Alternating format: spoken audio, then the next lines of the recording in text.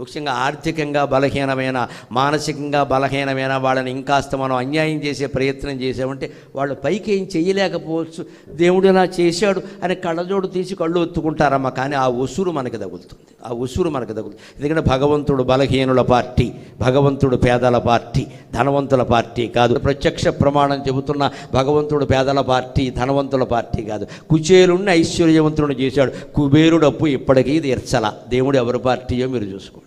కుచేలుణ్ణి ఐశ్వర్యవంతుని చేసిన వాడు ఏ భగవంతుడు? ఆయనే వెంకటేశ్వర అవతారం అయితే కుబేరుడు అప్పు ఎప్పటికీ తీర్చాలి. వాడికి 3 కోట్లు తీర్చకపోతే నష్టం లేదులే అని చెప్పాడు. రోజు తిరుపతి గుమ్మంలో పడి ఆడవలసిందే. ఎంత కుబేరుడు, గుడ్డిగా నేసుకుని. ఏమిటి కుబేరత్వం గొప్ప ఇక్కడ?